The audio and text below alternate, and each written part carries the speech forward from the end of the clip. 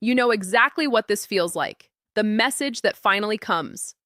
Hours after you sent it, warm enough to keep you here, not clear enough to tell you anything real. The conversation that builds into something that feels like closeness, like the beginning of something, and then goes quiet for 3 days without explanation. The moment she laughs at something you said and you feel the distance shrink, and then slowly, without any event you can point to, it expands again. You have been here long enough that you have stopped counting the days, long enough that the waiting has become its own kind of normal. And you have been told so many things about what this means, that she is confused, that she needs time, that if you are patient enough, steady enough, present enough, eventually the fog will lift and she will step toward you clearly. But something in you knows that is not quite the whole picture. Something in you, the part that has replayed this enough times, when suspects there is something else happening, something beneath the warmth and the withdrawal, beneath the signals that seem to say yes and the silences that seem to say nothing at all. You are right. There is something else. And it is not about her confusion. It is not about your patience. It is not about time. There is one hidden mechanism, not manipulation, not cruelty, not the confusion she may herself describe. That explains why the middle ground exists and why it almost always holds a man inside it far longer than he ever meant to stay. We will get there. But first, you need to understand something about how she is experiencing this from the inside, because it is almost certainly different from what you have been imagining. Before the main picture comes into focus, two stories need to be gently dismantled.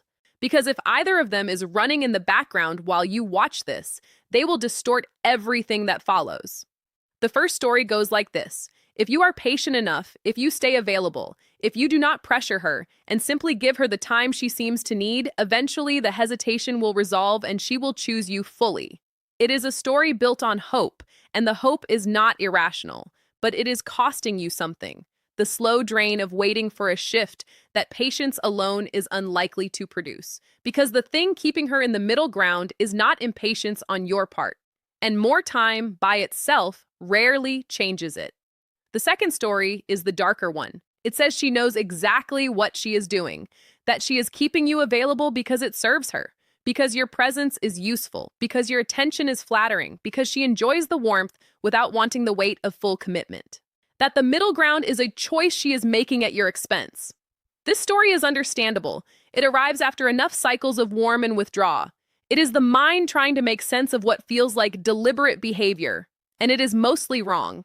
Not because women are incapable of self-interest, everyone is capable of self-interest, but because the middle ground almost never comes from a woman who is clearly and consciously managing a man for convenience. It almost always comes from a woman who is genuinely, messily, often painfully unresolved within herself. And that is a different situation entirely. The reframe is this. The middle ground is not a place she put you. It is a place that exists because of something she has not yet been able to feel her way through. And understanding what that something is, what it is made of, how it functions, is the only thing that will actually change how you move through this. From the outside, the middle ground looks like a decision being delayed. He texted, she read it, she has not answered, she was warm last week, distant this week, she knows how he feels, and she has not resolved it one way or the other. From the outside, it looks like a woman who has all the information she needs and is simply choosing not to act on it. But from her interior experience, from inside what she is actually feeling, it looks almost nothing like that. What she is experiencing is closer to noise, not the noise of too many options or competing interests, the noise of a feeling inside herself that has not yet found its shape. She can feel something real toward him. The warmth is genuine. The connection is not performed, but beneath the warmth, there is something else, a hesitation that she cannot fully name, cannot fully explain, and therefore cannot fully resolve, not to him, not even to herself. This matters because it means she is not withholding an answer she already has. She is waiting for an answer that has not yet arrived, inside her own body, in her own quiet, in the moments between the conversations when she is trying to hear herself more clearly. He texts and she engages warmly, and when they are together, the presence is real. And then she goes quiet for days. He assumes this is a signal, that she is cooling, recalibrating, withdrawing by choice. But often, what is actually happening is that she has moved away from his gravity temporarily, Not to send a message, but to try to hear herself in the silence, to check what she feels when he is not actively present, to find out whether what she is feeling is about him or about something else she has been carrying that is harder to name. She is not running a strategy. She is trying to understand herself, and she does not yet know what she will find when she does. This is the first real shift in the picture, not a release of accountability. Her behavior has a cost, and that cost is real. But a shift from the story of a calculated holding pattern to something more accurate and more human. A woman in genuine internal suspension, trying to find the ground beneath a feeling that hasn't fully settled yet, which naturally raises the question, what is the feeling made of? What is the thing inside her that remains unresolved? Now, here is where most men's analysis stops. They wonder whether she is measuring his consistency, his ambition, his appearance relative to other options, his readiness for commitment. They wonder which bar they have not yet cleared, and they direct their energy toward clearing it. But the deepest thing she is measuring is almost invisible to that kind of audit. And it is not about him at all. Not really. What she is measuring, often without being able to name it, is whether getting closer will cost her herself, not whether he is a good man. She may already know he is a good man, not whether he is reliable or interesting or capable of real connection. She may have already gathered enough evidence on all of those questions. The thing that remains unresolved, the thing the middle ground is actually built on, is a quieter, more interior fear. The fear that intimacy, if she allows it to become complete, will require her to lose some essential part of herself in the process. Her freedom, her interior life, her right to be uncertain or contradictory or difficult or fully herself. Without that being a problem someone needs to manage or smooth out or correct. She has felt before what it is like to love someone and slowly stop being herself inside it. Not through cruelty, not through anything dramatic, through slow erosion. The relationship that required her to be a slightly simpler version of herself to make it work. The dynamic where love was present, but her complexity was always just slightly too much. She learned from that experience to brace. And now, even in the presence of a man who has given her no real reason to brace, even in the presence of warmth and steadiness and genuine care, part of her is waiting, watching for the moment the quiet cost will become visible, watching for the first sign that full intimacy will ask her to shrink. She is not afraid of him. She is afraid of what intimacy has previously required her to pay. And that fear does not disappear simply because the man in front of her is different from the one who taught her to carry it. This is the hidden reason, not manipulation, not indecision about his value, a fear of self-loss that sits so deep she may not even be able to articulate it, and that shapes everything about how close she allows herself to get before she instinctively creates space. Once you can see this, her behavior stops looking chaotic. It starts to have a coherent logic. And the middle ground stops looking like a mystery and starts looking like a pattern with a small number of recognizable shapes. The first is the warm and withdraw cycle. She gets close. Something in the closeness feels real and good and right. And then, almost reflexively, she creates distance. Not because the warmth was false, but because the warmth was real enough to feel like the beginning of something irreversible. And that feeling triggered the old fear before she could think her way around it. The withdrawal is not a rejection of what happened. It is a nervous system response to how much of herself she felt pulled toward giving. The second is the almost conversation. She raises something real, a feeling, a memory, a question that matters, and then retreats before it reaches its depth. She wanted to be known. She moved toward being known. And then she stepped back because being fully known felt like being fully held, and being fully held was exactly what she was not yet sure she could trust. The third is the competing priority. She becomes suddenly absorbed in her own life, her friendships, her work, her private interior world. He experiences this as withdrawal or avoidance, but often it is recalibration. She is trying to remember who she is outside of the pull toward him, trying to confirm that she still exists as her own person, even as something in her keeps moving in his direction. The fourth is the softening followed by a small test, a moment of real openness, something given, something unguarded, immediately followed by a provocation, a challenge, an opinion designed to have an edge. She opened, and then she needed to see if his warmth would survive her being difficult. She needed to know whether what he offered her was for the pleasant version of herself or for the real one. Each of these, looked at individually, seems inconsistent or confusing. Looked at together, they are all doing the same thing.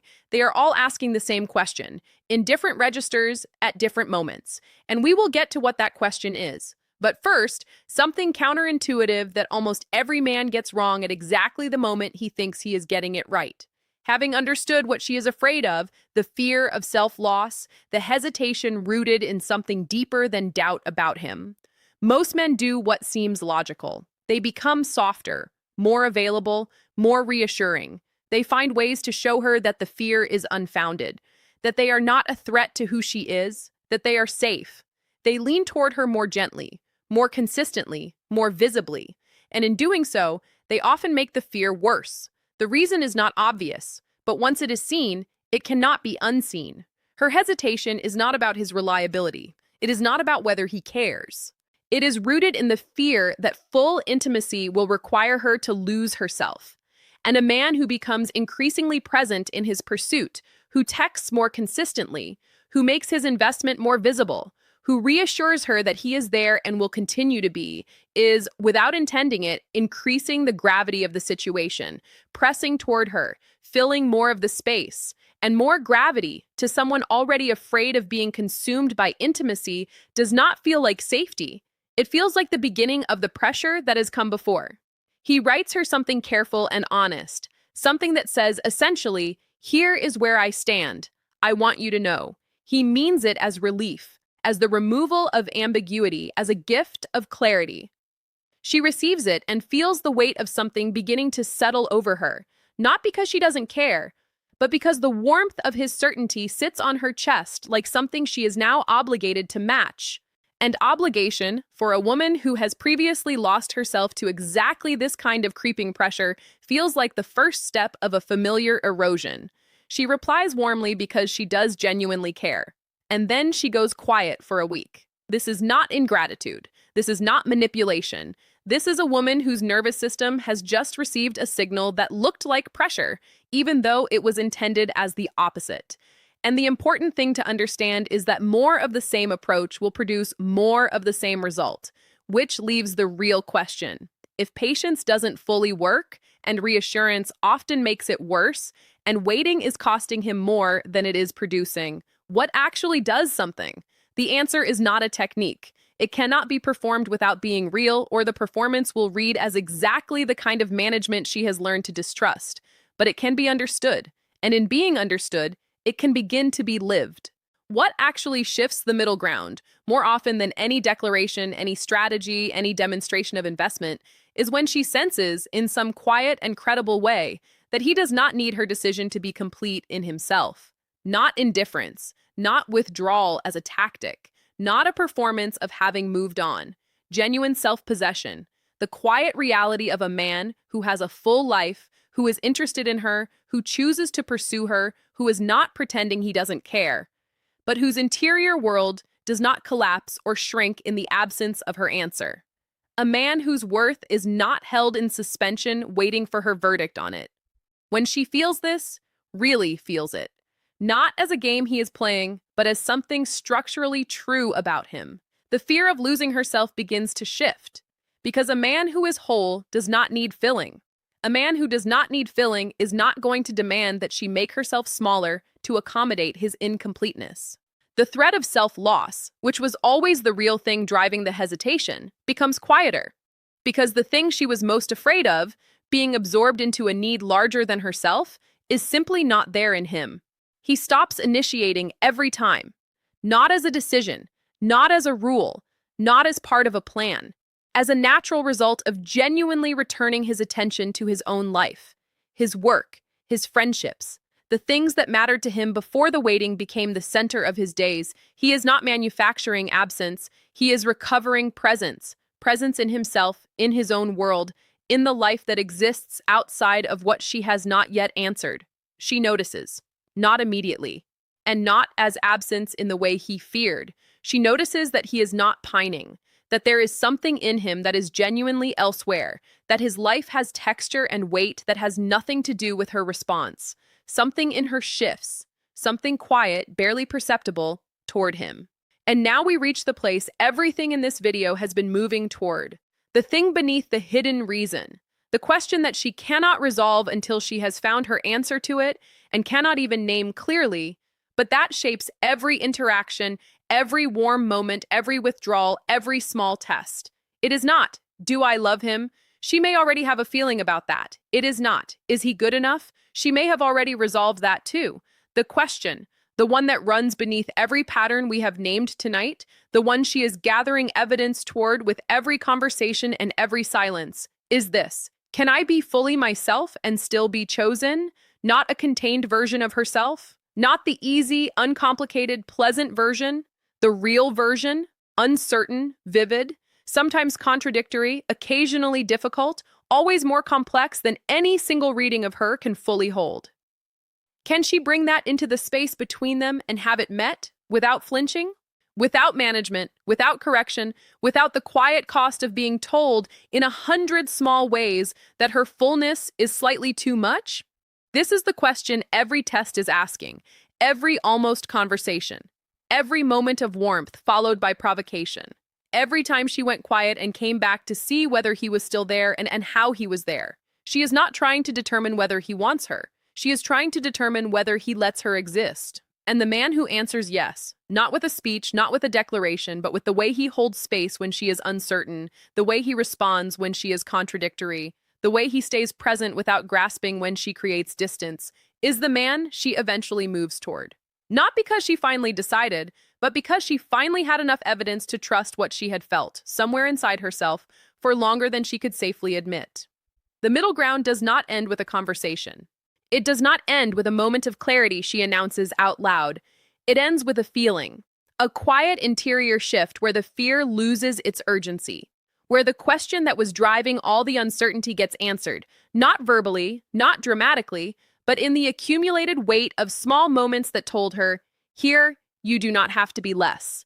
That shift does not come from anything he forced. It comes from something he was. What you leave here with is not a new set of actions. It is a different understanding of your own position in this. You have been asking, what do I do to get out of the middle ground? But that question was built on a misunderstanding of what the middle ground actually is. The middle ground is not a room with a locked door. It is a space created by something she has not yet been able to feel safely. And the way through it, for both of you, is not strategy or patience or declaration. It is the genuine structural reality of a man who is so fully present in himself that her fear of self-loss has nothing to attach to. You do not need to perform this. You need to live it. Return to your life fully, not as a message you are sending, but because it is yours and it deserves your presence. Let her see, in the most ordinary and unperformative way, that you are not waiting for her answer to begin existing. That you are already here, complete, choosing her. Not because you need her to complete you, but because she is genuinely worth choosing. From that place, everything in the dynamic shifts. Not because you changed your approach, because you changed your center of gravity, and she will feel the difference. There is more here, on this channel, for any man who wants to understand what is actually happening beneath the surface of how women connect, hesitate, and finally open. This is only the beginning of a much larger picture.